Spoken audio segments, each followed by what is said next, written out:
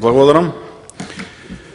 Почитувана председателке на Комисията за финансирање и буџет, почитувани колеги протеници, почитуван заменик министер за финансии. Трет ден од расправата по однос на предлог ребалансот на буџетот за 2025 година, предложен од страна на владата. Влада која најавуваше нов концепт на работа, нов модел, отчетност, раст, развој по високи плати за јавниот и приватниот сектор, за образованието и здравството. Ветуваше намалување на јавниот долг и на дефицитот, раст на капиталните инвестиции, повисок животен стандард. Еве, после една година од владењето на ВМРО-ДПМН, се уште не гледаме реализација на се она кое што толку храбро и ревносно се ветуваше и најавуваше на минатите парламентарни избори во 2024 година. Но денес, според сите релевантни статистики, платите стагнираат, нема пораст на минималната и просечната плата, а инфлацијата ја намалува куповната моќ на граѓаните од прилика за 20% за една година. Тоа значи дека за 20% помалку може да купат граѓаните во маркет денеска, отколку што тоа беше пред една година пред да дојде ВМРО-ДПМН на власт. Се сеќавам и на ребалансот во 2024 година, тоа беше првиот ребаланс после парламентарните избори со новото парламентарно мнозинство. Овде образлагавте дека буџетот е бил нереален, тој кој што беше проектиран од претходната влада, дека не достигале пари, поставки и така натаму. А оваа година на ваш буџет, целосно ваш, скроен, концепиран, имате, еве, веќе во јули месец, носите ребаланс, што сам по себе говори дека катастрофално лошо прво сте планирале, или ако не е лошо планиран, тогаш многу лошо се реализира овој буџет. Или, може би и двете заедно, и лошо планиран, и лошо се реализира.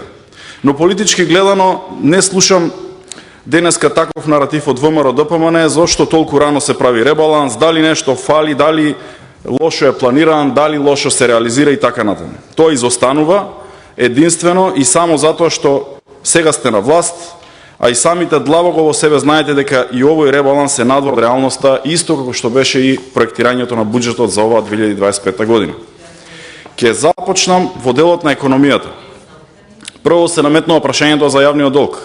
Владата во својата програма за работа која што ја представи во собранието пред пратениците минатата година, најави дека ќе превземе мерки за фискална консолидација со цел земјата да се врати, цитирам, на патеката на умерено ниво на задолженост.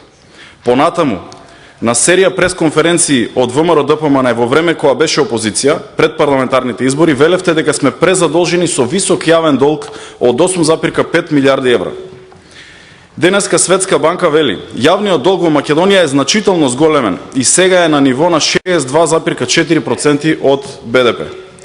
И денеска наместо да очекуваме консолидација на овие економски параметри и намалување на јавниот долг, не имаме задолжување од дополнителни преку 1 милиарда евра од Унгарија и најава за уште 6 милиарди евра преку така наречениот британски договор. А овој ребаланс најавувате дополнителни 500 милиони евра задолжување, нешто што покажува уште сега дека процентот на јавниот долг ќе отиде веројатно и над 65% и многу скоро. Сакам да ја потсетам дека власта СДСМ ја предаде во 24 година со јавен долг од 55%, кога велевте дека тоа е крај на државата, апокалипса и така натаму, денеска без око да ви трепне велите дека јавниот долг е одличен и историски добар на 62,4%. Што значи не е точно дека новата влада ќе направи консолидација и намалување на задолжувањето, туку напротив, не дозадолживте за нови 7 до 8% од БДП до овој момент. И сега се постава прашањето како тогаш било колапс кога се земале кредити во тоа време за да се вратат старите кредити од претходната влада, кои што беа скапо земени и платени, а денеска е многу нормално да не задолжувате со 7-8 милиарди евра во оваа и во наредните години. Министерката за финансии пред некој ден во ова собрание сама да каже дека целиот мандат на СДСМ од 7 години владата повлекла околу 4 милиарди евра кредити, а вие за една година најавивте 7 до 8 милиарди евра кредити. Втората тема е во однос на буџетскиот дефицит. Во програмата за работа на владата на ВМРО-ДПМН вели предлагаме намалување на буџетскиот дефицит на ниво под 3% од БДП. Изгледа тоа што го предлага ВМРО-ДПМН во програмата на влада, не го прифаќа ВМРО-ДПМН која е во влада. Во предлогот ребалансот на буџет за 2025 година оваа влада проектира зголемен буџетски дефицит, повторувам, не намален, туку зголемен буџетски дефицит на 4%. И ова е уште едно неисполнето ветување во делот на економската сфера, кој го ветуваше ВМРО-ДПМН, а денеска работи сосема спротивно. Дефицитот не само што не е намален, како што ветивте на 3%, туку е зголемен на 4% од тоа што беше која ја превземавте власт. Значи, ветуваше намалување на задолжувањето, ни донесе зголемен јавен долг. Ветуваше помал дефицит, ни донесе зголемен дефицит на буџетот. А што вели законот за буџети? Вели дека максималниот дефицит треба да биде 3% од БДП или единствено во случај на воредни околности може да достигне 3,5%. Вие вака комотно втор пат и во буџетот за 25-та, но и во овој ребаланс кој што е денеска во собрание, велите 4% буџетски дефицит. Ова не е консолидација како што најавите, ова е список на желби и план однапред кој што се гледа дека нема да може да се реализира. Велите имаме раст од 3% и сме трети или четврти во Европа или во светот како и да е, но сега сакам да видиме колку е инфлацијата. Инфлацијата е денес 3,7%. Во еден извештај се вели дека е побавно спуштањето на инфлацијата во Македонија отколку во земјите членки на Европската Унија. Или веројатно и таму сме трети или четврти, ама најлоши во Европа. И затоа сега за кој раст бориме? Кога инфлацијата е 3,7% и е поголема од растот кој што е 3%, тоа само по себе говори дека државата во моментот нема раст.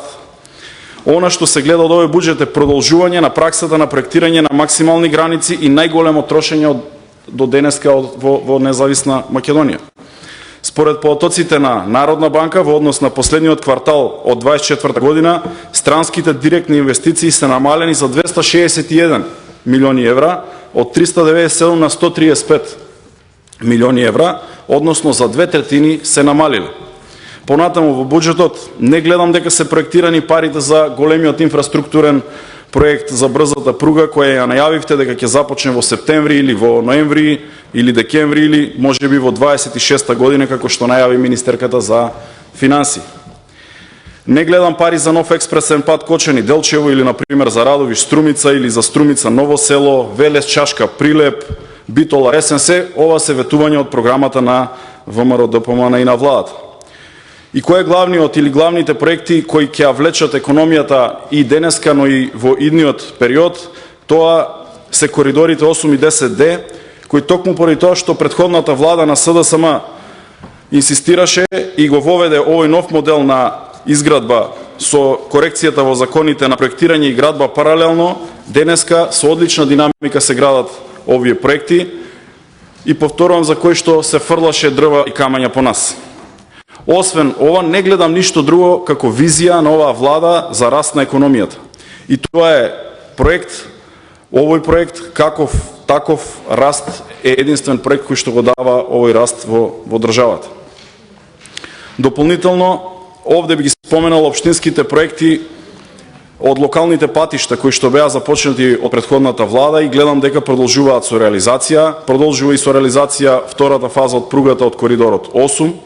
Унгарскиот кредит, кој патем кажано ги чекаме се уште да ги видиме тие 250 милиони евра секоја година, тоа беше ветување и дебата, промоција на тој проект овде во собранието од страна на колегите од ВМРО-ДПМН и велевте 2024 година 100 милиони евра за општините од унгарскиот кредит, 2025 250 милиони евра нови, 2026 нови 250 милиони евра и така натаму.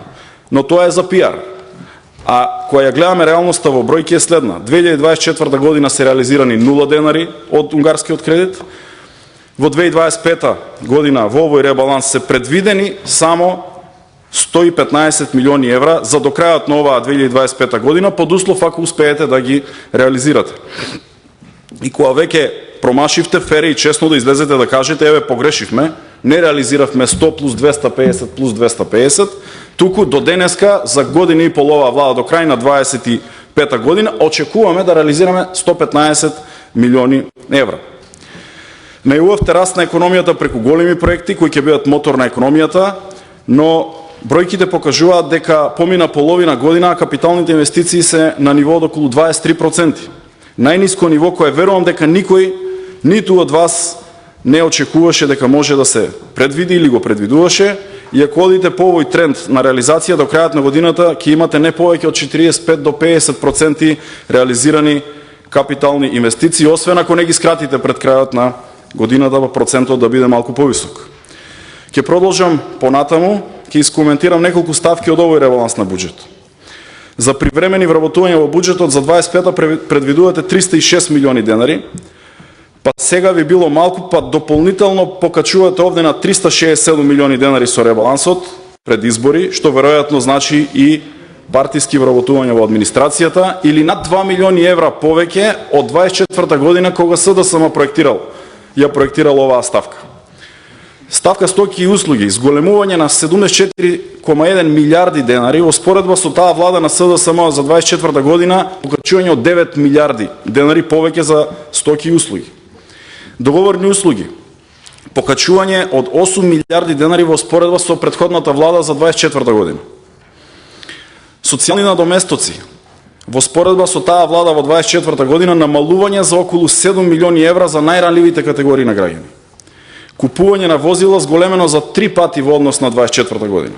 Капитални расходи, иако според мене се ирелевантни во овој момент да зборуваме во оваа анализа, имајќи во предвид дека последните неколку години проекциите се движат од прилика на исто ниво на проектирање на капиталните инвестиции, но реализацијата оваа година е очајна.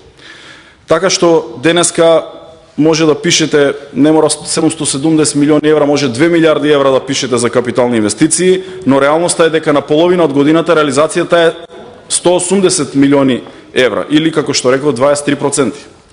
Рамномерен регионален развој, намалување на средствата на половина, што значи веројатно дека полека ја згаснувате или ја исклучувате од функција оваа многу значајна институција за општините, за регионите, која сама по себе говори за порамнување на неразвиените региони, на руралните општини со урбаните општини и намалување на јазот помеѓу нив. Она што се гледа дека тивко преминувате кон нерамномерна распределба и доделување на финансиските средства и најмногу пари, според овој унгарскиот кредит и модел, добиваат најразвиените општини по глава на жител. И тоа не е добро, ова е само чекор кон уште една поголема нерамноправност на општините, за нивниот развој исто така, и урбаните ќе станат уште поразвиени, многу поразвиени и побрзо ќе се развиваат во однос на руралните општини. Тоа би поттикнало имиграција дополнителна кон големите градски средини од села. Образованието. Намалување за 3 пати за реконструкција на основни училишта, реконструкција на средни училишта има намалување за 2 пати, изградба на училишни спортски сали има 0 денари, а пазете, за реконструкција на студентски домови намалување за 20 пати во однос на буџетот од 24-та година. Намалени финансиски средства за поддршка на македонското стопанство за 900 милиони денари, наместо да ги мотивираме домашните компании, ние ги носиме на лизгав терен во магла и без параметри за идни инвестиции. И токму тој развој, верувам сите ние го очекуваме, да тие домашни компании растат и се развиват и да отвораат нови и добро платени работни места. Ама затоа имате 15 милиони евра за возила или 3 пати повеќе од тоа што издвојувала владата на СДСМ во буџетот за 24-та година. Планирате да им ги земете околу 70 милиони евра на добрите и силни јавни предпријатија во државата, а со тоа им го нарушувате нивниот план за развој на таа институција и каква таква можност за подобрување на услугите на граѓаните. Или да преведам, ако можеби некаде некое јавно предпријатие би се одлучило да се намалат цените на чинење на нивната услуга кон граѓаните, сега, после овој ребаланс на буџет и после оваа политика на одземање на нивните финансиски средства, тие секако тоа нема да го направат и тоа право ќе биде ускратено, не према предпријатијата, туку према крајните корисници, а тоа се граѓаните. А од друга страна, можеби ги мотивирате веќе да не ги штедат тие финансиски средства и да ги чуваат на сметка или да планираат свој развој, бидејќи ако знаат дека секоја заштеда ќе им биде одземена од страна на централниот буџет и владата, можеби ги туркате и кон друг тип на менаџирање. Почитувани пратеници, затоа сметаме дека овој буџет е нереален, неразвоен, без можност за негова реализација, без концепција и без можност да даде раст на економијата и да даде шанса за подобар и поквалитетен живот на граѓаните. Затоа СДСМ, освен тоа што го има својот став и го критикува овој ребаланс на буџет, овој документ, предлагаме и амандмани, овој пат 160 амандмани со цел да укажеме на владата дека треба да обрати внимание и на овие приоритети на граѓаните. Сите тие проекти, се она кое што сме предвиделе во тие амандмани, е директно комуницирано со граѓаните на средби на кои што сме констатирале дека е потребно реализација на таков тип на поддршка, помош и на тие проекти. Овде имаме амандмани за сите региони, за најголем дел од општините, исто така, секако и за поддршка на Кочани во неколку проекти и на инфраструктурата во овој град. Затоа, уште еднаш ќе го повторам ставот на СДСМ дека нема да го поддржиме овој ребаланс на буџетот, бидејќи се гледа дека проблемите кои што ги има државата или финансискиот дел на проблемите кои што ги има се ставаат под тепих со цел да практично се решаваат прашања кои што навистина немаат приоритет за граѓаните и државата. Благодарам.